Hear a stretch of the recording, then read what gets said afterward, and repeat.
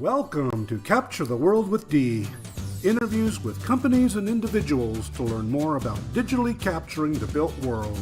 Video, drone, 3D tours, pictures, panoramas, and more. And now your host, a social influencer and community activist, Dee Johnson.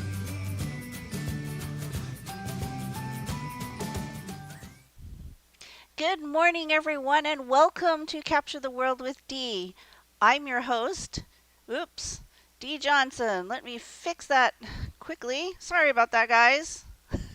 You can't see me. Now you can see me. There we go. Anyway, I'm your host, Dee Johnson. This is Capture the World with Dee. Thanks for joining today. Um,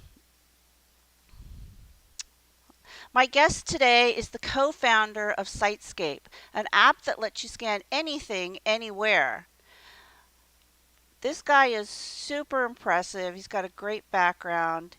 He's when you talk to him, you'll see what I'm talking about. His product is amazing. I can't wait to have you guys listen to what he has to say. So without further ado, please help me welcome Andy Putch. So much, Dee. That was a wonderful, warm introduction. I appreciate it. Yeah, How are you this morning? had some technical difficulties there with my screen, but I think we got that all figured out. Anyway, yes, thanks for joining. This is, of course, the co-founder of SiteScape. Their website is SiteScape, which is SITESCAPE.ai.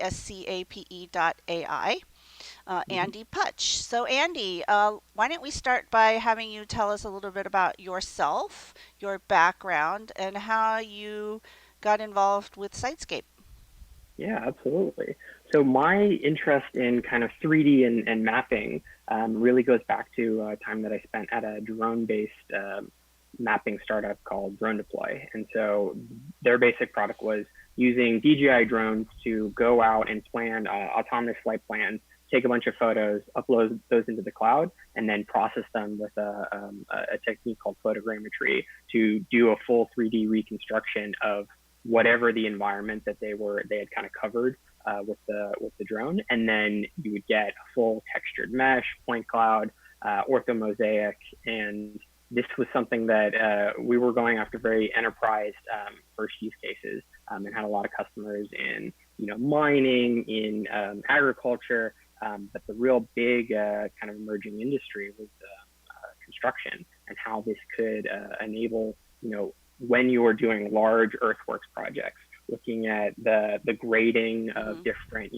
berms and reliefs, being able to measure big volumes of aggregate just by, selecting the area and being able to understand, do I have enough gravel or other aggregate that's going to go into the foundations of this building or this roadway or whatever it might be. And it started very much as that our customers would just, having just the ortho map, just that top down, no perspective view where they could do linear, XY measurements was really valuable, because you could take that and overlay it with design plans. And be able to say, okay, we've planned this concrete pour so that the support beams for the next floor of the car park are going to be in these locations. Before we pour the concrete, let's make a map, overlay the design model in Drone Deploy, and actually see, does everything line up the way that it's supposed to be, and is it going to line up with the second floor when we start to install that? So it was a huge Kind of important. that actually happened. We had a customer who was using that as part of a dispute resolution with a contractor, that it just wasn't, things were offset, and they were like, we're not going to be able to fit this to the second story. We need to fix that. But you couldn't. It wasn't as clear until you had the full scan. And so when I was really getting into a lot of that, particularly in construction, we had a lot of our customers coming and asking, look, I love the insight and the way I'm able to kind of see the site and measure things and manage my logistics. RFIs, requests for information, doing issue tracking, conflict detection, all of these types of things. But once we get the foundation and the structure up and the walls are there, there isn't, at least yet, a feasible way for the drones to seamlessly operate in indoor environments. I think Mm-hmm. Skydio is actually getting very close.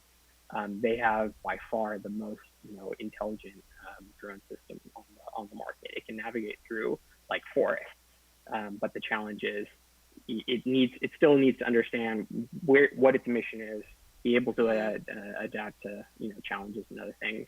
And the other one, what kind of cracks me up a little bit is that the most lauded application for the Boston Dynamics Spot is reality capture for construction sites. And so while I think absolutely in a couple years down the line, that's going to be a very good way to automate that kind of site capture and do it regularly and reduce safety risks and Yep. all these other things. But it's a little, as someone who was doing this with robotics and also looking at things like 360 cameras and other ways to bring that reality capture indoors. To me, it seems almost comical that the most advanced enterprise robot, the like autonomous system that's quadrupedal and can do incredibly complex things, is basically an engineering marvel, is going to be walking around and mapping construction sites. Like that's the big application. I just find it kind of funny, but anyway, there wasn't a good, while I was doing this in from 2016 to 2019, there wasn't a good way to achieve that. You could do some 360 photos and be able to bring those pictures and videos or whatever it was into drone deploy, but it wasn't really a complete workflow. And so when I started getting back into startups and was thinking about something, a venture of my own that I wanted to do, I kind of became back to that, that challenge and that customer need, Mm-hmm. and started looking, doing some general research and seeing, what is out there for indoor reality capture, and is there something that I can kind of take a little bit from here and take a little bit from there and create a workflow that's going to work specifically for these architecture, engineering, and construction users. And so what first kind of sparked my interest here was actually trying the 6D.ai SDK. Yep. And so they really kind of jumped onto the scene with being able to take any camera or any phone.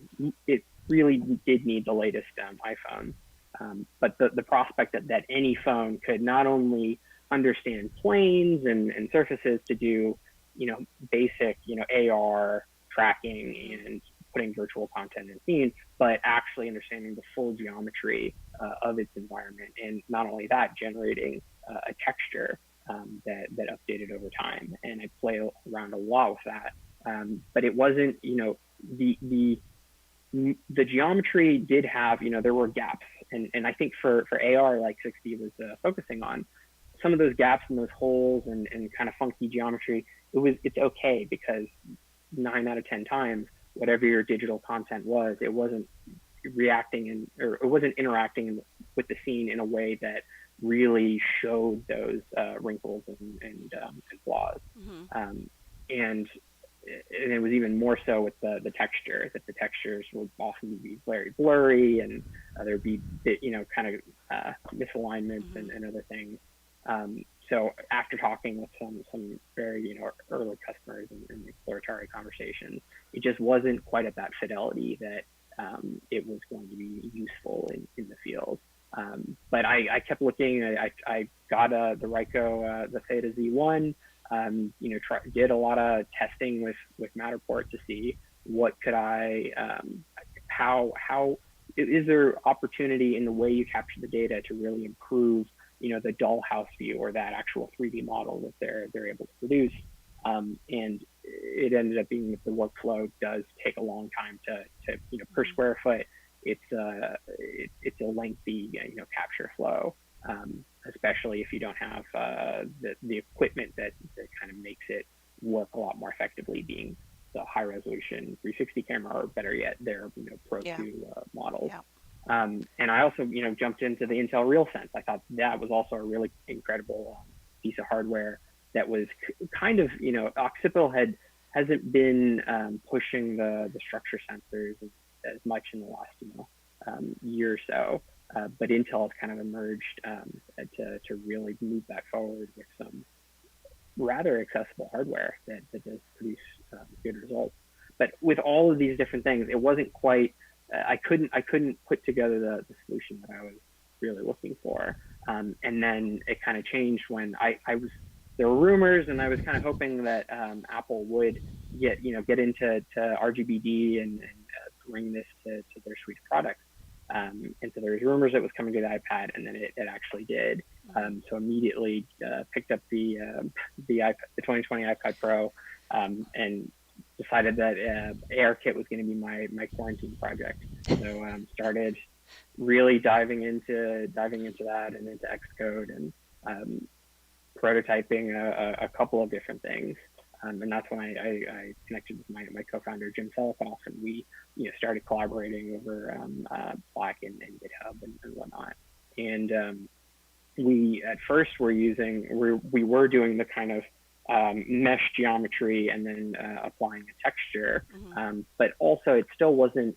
We couldn't get the texture quality and the fidelity of the model, as well as the kind of ease of use. You could get very good results, but in a narrow set of circumstances. If you did, what the texturing and meshing algorithm, if you did something it didn't quite like, you would get big blurry patches or misalignments or gaps. And so we wanted something that, was going to be really kind of bulletproof, that it extends that Apple, it just works. Yes. And we're like being able to deliver that, there's got to be a way for us to do that. And that's when we kind of switched over to point cloud based capture. And that's now our, the kind of niche that we have within the iOS 14 developers that are developing for the iPad Pro. And then hopefully next Tuesday, we'll hear about an iPhone 12 Pro with an attached LiDAR sensor. But that's really been the kind of the genesis and what's brought us to where we are today. So yeah, wow, it sounds like you've done a lot of homework, you've done a lot of research. And actually what caught my attention was you wanted to create an app that didn't depend on the user behaving in a certain manner. Because I've seen lots of apps. That also came from things that we're doing at Drone Deploy. That was part of the product philosophy there, that when it comes to photogrammetry, one of their biggest competitors is Pix4D, and Pix4D is an incredibly powerful tool. But you have to really, in order to get the absolute most out of it. Same thing with capturing reality or reality capture. You have to know what all the various dials and knobs and settings do and how to tweak them for your specific environment. And you also have to know, kind of plan out how are you going to capture the space in a way that's going to produce those best results. And that's a very, it takes a while to get good at that. The learning curve is not very friendly. Yeah. I think the best app is one that doesn't rely on the user doing something in a certain manner. Trust me, I know how frustrating that can be. Right. I was pretty impressed with Displayland or Display.land. If you were to try out that one, it was a totally free mobile photogrammetry tool where you would use the app to essentially capture a video, but they provided some AR feedback where they would drop these little spheres around your scene to indicate where you had coverage and tie points nice. and all these things. Yeah. Right. So it gave you a good idea of like, okay, look, you didn't get nearly enough over here, because that's the biggest thing in photogrammetry. You take all your pictures, and then all of a sudden there's that one pocket that just looks like absolute garbage, and you're like, oh, if I had known before I did 12 hours of processing on my desktop, that would have been great. But Displayland did that, and then you would upload I assume it's a series of frames that they were kind of capturing from the video over time. They would process it in the back end and then deliver you your model. And so I think it was really geared as a kind of consumer AR 3D content creation tool, but they actually discontinued it because I have to assume it had to do with how they were eventually going to monetize this, because photogrammetry is not, that processing is not cheap. Even if you take some of the open source libraries that are out there, I'm blanking on the one now. There's one that's becoming very popular for people to spin up AWS instances and use this this tool. Oh, well, Yeah. we'll have to follow up later, and I can put it in the description or something. But it's you can do these types of things. Yeah. But it comes down to your AWS bill. Yes. Is I know somebody who actually did that. I was like, hey, check this program out, and he did, and he's like, I think it was $12,000 or something later. I'm like, yeah. Oops. Yeah. Exactly. So yeah, we wanted it to be really just intuitive and yeah. easy. So if there's no visual cue as to what you're kind of getting when you're having an app, and trust me, I know that too, because I know apps that give you nothing. Uh, that's it feels weird too, and you don't know what you're going to get on the other end, right? After you wait 2 days for it to come back to you. So that's insane. Like, anyway, so let's talk about your product. Okay, so your product right now. Yeah, let me go ahead and share my screen. So go ahead. Oh, go ahead. No, share your screen, because so your product is in beta currently. It is. There we go. So yes, SiteScape is in so beta. It's SiteScape.ai, SiteScape.ai.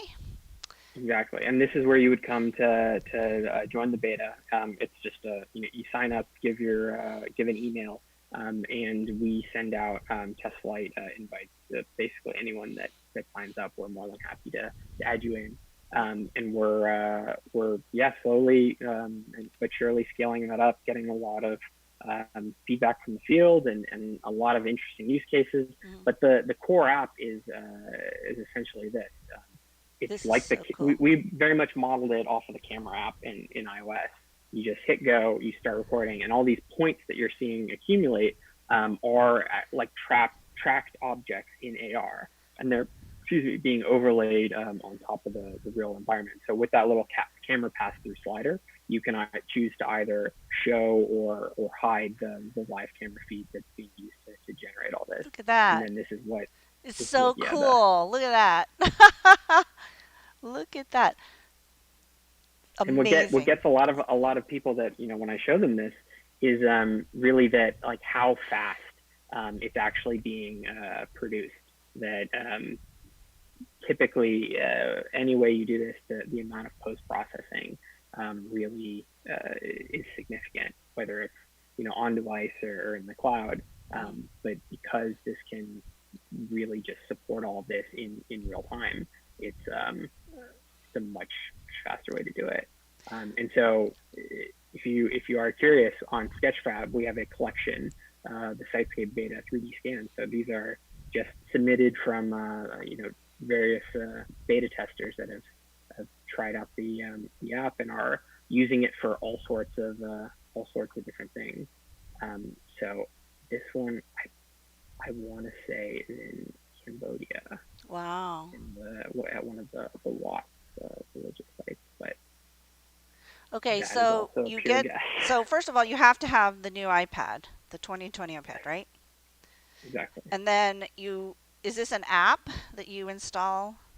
Yeah, exactly. Okay, so, through test flight right now because it's in beta, obviously. Exactly. And then, but we hope we'll have it on the App Store, hopefully in the next couple of weeks. So we are gearing up to be able to put it out there. And then after you do this, then what do? You have to send it to the cloud? No, I mean you can. So you can, if you want to. The options right now to share it is basically we output a PLY file. So for what we can manage on device right now, the file sizes are it's limited to around 4 million points, which is about 50 megabytes. Mm-hmm. So that file, there are a couple 3D viewers on iOS. Our favorite is EMD 3D. It's actually from some of the team behind MeshLab, it's a phenomenal open source, Mm-hmm. 3D viewing and manipulation tool. But you can from the SiteScape app, you can take that PLY, airdrop it, text it, Mm-hmm. put it in Dropbox, email, and send it off to wherever you wanted to put it. But if you want to have that model hosted, the best and free option right now is definitely Sketchfab. So we did a user scan competition, and we hosted that all on Sketchfab. So all users could upload their entries, everyone could see all the different ones, and then vote on our user group on Facebook. Yeah, I saw that. And so it's Sketchfab is a great tool. They're to me like the YouTube of 3D models. Mm-hmm. That they've really kind of emerged at that community and very much consumer social hub for managing and consuming fun 3D content. So I definitely like the team there. But you can use any 3D software that can read a PLI file, correct? Absolutely. So yeah, we generally recommend Cloud Compare, MeshLab, if you want to do things on Mac or PC, and EMD 3D on iOS. But it's from there, that's getting into our target users and how we see this being applied. The app as it is right now, it's something that can provide value to folks that want to kind of connect the dots and bridge the gap. So they're going to bring this into Cloud Compare or Blender or convert it to E75 and then bring it into some CAD environment to actually do more traditional modeling around the scan. But it's so we see that base kind of capture and export, and then you can kind of use that as a springboard to do whatever you want. We have actually a couple of users who have been using 3JS to do more kind of artistic and creative programming. So they'll take that POI file, bring it into 3JS, and then use 3JS to manipulate those points and kind of create various effects and animations in the way that the point cloud reacts. But that functionality, I would think it provides, it lets you do something concrete that you can then do other things with, but you need to know how to manipulate 3D data or know what you want to do with it. And that instance of the app we plan to have out there for free and for folks to use however they really need to whatever they need to do with 3D data. And it's the same thing with some of the other apps out there like the Lawn Labs and Polycam, both really great free apps that are on the App Store, and they are the ones that are more focused on meshing and doing textured meshes. And so it's again something that people can get value out of right out of the bat. But what we want to further develop this into is more of a turnkey solution that's going to work for enterprise customers in AEC. And so that it goes back to my original why I was looking into all of this, being able to for in modern construction for large commercial projects, everything down to the nuts and bolts is completely designed in CAD beforehand. And also generally when they say 40 or BIM or the building information model, the big thing now is 40 BIM, where not only do you have that full model of what the project is eventually going to look like, but you have it scheduled down to the day of when different components are going to come in. So you're managing this 4D jigsaw puzzle that is the building being put together over time. And so when all that data exists, being able to connect what's physically happening on the ground. What was actually installed? How was it installed? How is progressing? Um, to the design plans, to what was supposed to happen. There's a lot of value in being able to detect conflicts in the way, if things were installed incorrectly, to understand where exactly where you are with respect to the schedule, but also being able to just share the full nature of these 3D scenes with someone, in the back office, or that's remote in another location, who's maybe part of, is a subcontractor, or completely separate company that's still a core part of the project team, but doesn't have, as easy access as Yeah. the site superintendent, who is on, walking the site day to day. So because it's something that we believe we can build something that's as easy as taking the phone out of your pocket, hitting go, waving around, and then sending that off to your colleagues. It's like they're, in the field with you, and they can, not only see all that, but then do measurements and understand an issue in context. So if you have, say, elevator equipment was incorrectly installed in a certain shaft, understanding how much, if they need to bring something out, how much tolerance do they have in those elevator doors in order to move this equipment out, and then once it's in the hallway, what are they going to do next? Being able to have at least an idea of all of that before you get to site is already saving you, time and money, um, and everything that kind of comes with that. So that's really, we want to take this, have that's still that same core experience, but then it needs to plug into the existing workflows and tools that these AEC users are already doing. So their daily site reports of, again, what happened on site, and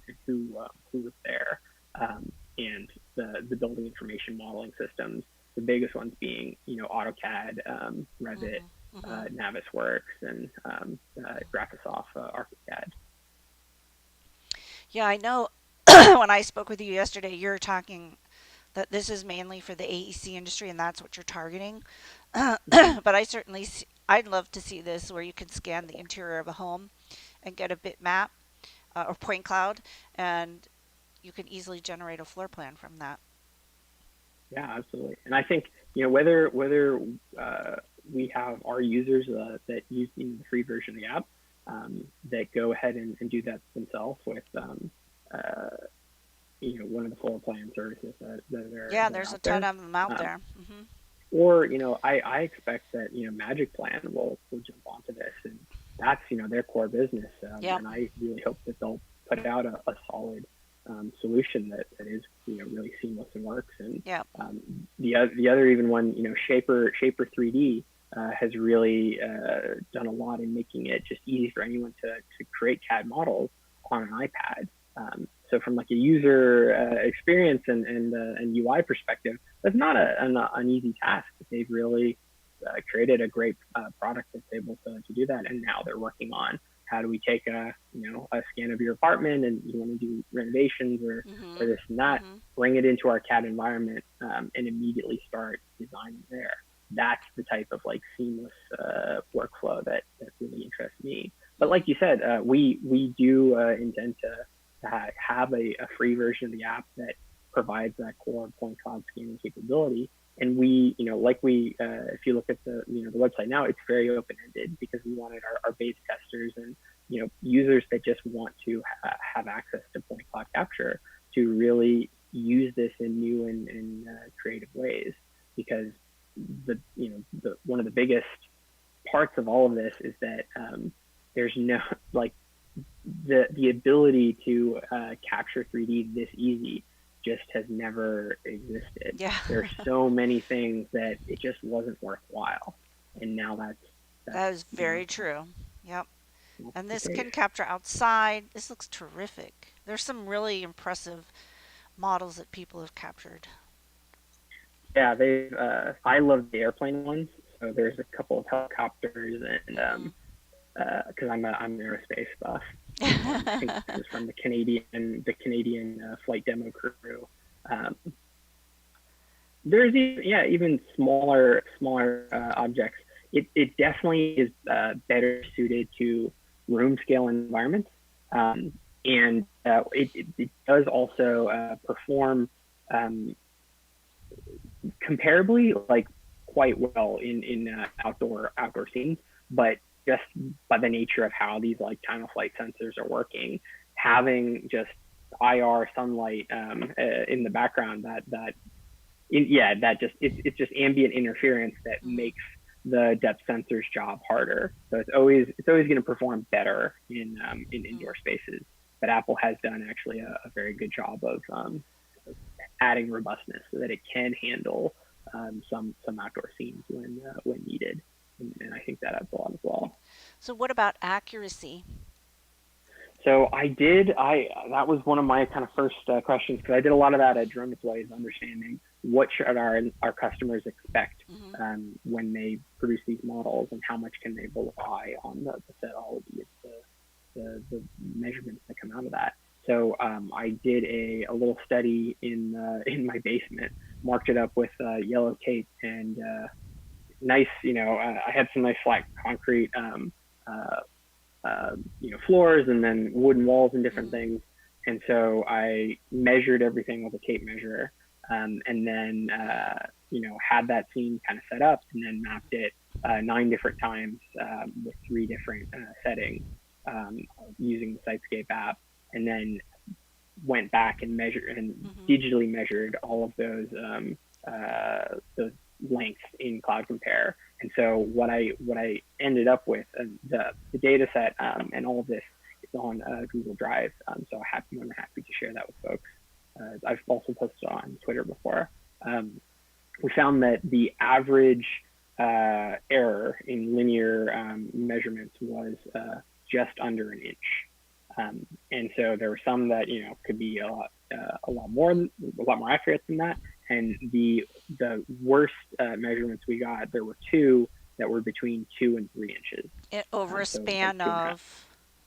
So the largest measurement was 20 feet, and the smallest was like 3.5. But there were 7 or I think there were 8 different measurements. So some going just on the floor in XY, some going on the walls in Z, and then also XY ones, but on the wall raised up over the floor. So what was seeing, right spaces. So if you had to put it into a percentage, what was the percentage error? It was the thing was, it was pretty reliably that 1 inch mark, that it wasn't the 1 inch accuracy applied to the 20-foot measurement the same way that it did with the 3. Oh, interesting. And I think that has to do with the way the level of granularity that the sensor is able to detect. And so those 2.5 inch errors, the bigger ones that we saw, those ones were actually caused by me selecting a particularly noisy point in the point cloud to do the actual measurement. But from my viewing angle in Cloud Compare, it looked like that one was perfectly reasonable. But then you rotate it to the side and you say, oh wait, that one's actually this far out of the plane, and it's not actually where you wanted to measure from. So I think the general accuracy is quite good. There can be a bit of sensor drift over small baselines, but in general, it's able to kind of get these things down to just under an inch, and it's really just that little bit of noise that creates that 1 inch, plus or minus an inch error bars, versus a more just as you go this percent or this far, you're going to expect about this much percent of it to be off. But this, the way we are doing this is it's very we rely pretty heavily on the tracking that Apple does, and so where much larger errors can come in is when you do get drift. And so again, the things that affect drift, it goes back to sunlight, being able to not making sure the iPad doesn't get too hot, When Apple products, when you're really, clocking the CPU and GPU, they don't have really active cooling. It's all kind of passive, so Oh. they're quiet, silent. But what Apple will do is if you really start to cook those chips, they will throttle you. They will give you, 50% of the cores, so you're not adding too much Mm. heat to the system to make something. So making sure that it's nice and cool and happy is helps with that as well. And then making sure not the way ARKit is doing tracking is it's a mix. It's called like a sensor fusion problem where it's a mix of the depth maps coming from the lidar sensor Mhm. and the just feature tracking that ARKit, that's kind of core to ARKit. So they're using both of those to do the pose and position estimation Mhm. over time. And so um, more so than we found that it relies on the feature tracking a little bit more so than the depth information from the lidar when it comes to tracking the position. So making sure that you're it'll work on white walls, and that's the benefit of the lidar. But when you use just featureless things like white walls or dirt or grass, really noisy Mhm. textures that are in the scene, it's hard for the computer to identify individual things in that scene and track them over time Mhm. to figure out where it actually is. And the same, and if the sensor really has just a 15-foot range. So if you're looking, say up at something and nothing in front of the camera is less than 50 feet, then you're getting none of those benefits in your tracking from the depth sensor. So those are the different kind of things. But the way we found that for a room that's or an area that's up to 1,000 square feet, and you do kind of do nice, not no jerky movements, and Mhm. you kind of make your way through the scene and keep it looking at lots of feature rich textures and objects. That the tracking is going to be rock solid in that space. If you start, if I were to start at one point in a room and walk more than 50 feet away, that's past 50 feet. Or if I do like a big circle that's Mhm. 50 feet, Mhm. um, the longer the baseline, the more it has to track its position past that number. That's where drift will then Yeah. start to accumulate. So we've seen some other users that have been or app developers that have been playing with the ARKit and making different mapping apps or doing things with SiteScape. They've been able to go around whole city blocks and cover several thousand feet and come back and see that there was drift, but it was actually only 8 feet. And so just from the base tracking with the going around a huge Yeah. um, uh, loop like that, it's actually quite good Yeah. that it was Wow. able to Because even do that's something like like that. loop closure, right? Yeah, so loop Yeah. closure definitely comes into this, and it's something that ARKit does support. And so that's where this where these apps and the technology is right now. This is kind of the worst it's ever going to be. Mhm. Um, Adding in more sophisticated loop closure Mhm. and more robust tracking and Mhm. better sensor fusion, it's already gotten remarkably better just over the course of the iPadOS 14 beta cycle. So Mhm. from like June until it was released 2 weeks back, there were 8 different betas, and I want to do a video just kind of showing our app on the first beta versus the last one that they Uh-huh. released, and it's a huge jump just in those 2 months. Mhm. So we're kind of just scraping the surface here, and it'll continue to evolve and improve. Okay, cool. So your app is now in beta. So if you want to have a free copy of the app, Just send an email and they'll give you a test flight version, which is Apple's beta software. But you Exactly. said in a couple of weeks, maybe like a month at some Yeah, point. hopefully less than a month. There's still a couple of features that we're finishing out, and then we'll be excited to put that out And on it, the App Store. uh-huh. The other thing I would say is that we also just announced a role that we're hiring for. So we're looking for a full Ah. stack web developer. So if anyone is interested, please do apply on AngelList. The link is angel.co/company/Sitescape AI, where you just search Sitescape in AngelList, Cool. and the role and the details are all there. And so the app will be free. There'll be a free version of the app, right? Yes, yeah, exactly. So the app that we launch will be the free version. We're now working with several pilot customers in construction who are using the free version to help us piece together what do they need for initial version of a paid version. Mm-hmm. What are the most important problems Mm-hmm. to solve, and gaps that we need to fill in order for it to be a more of a turnkey solution that Mm-hmm. they can successfully deploy on site.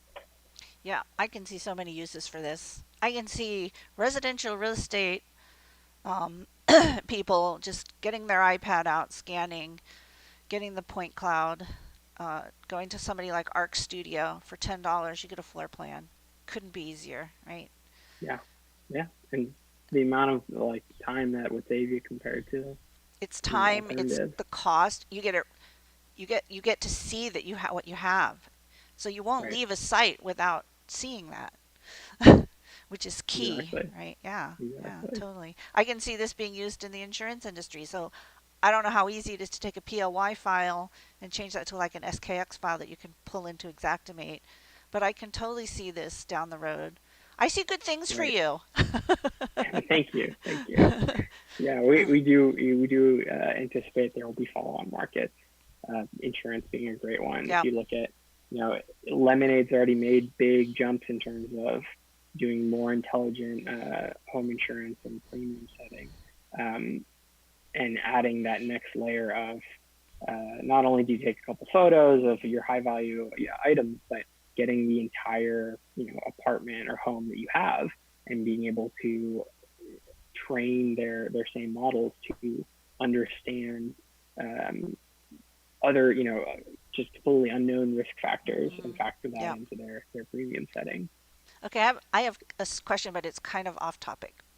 Okay. So if I had like a statue or something, could I Mm-hmm. scan that, get a 3D model of that, and then pull that into some type of 3D printer?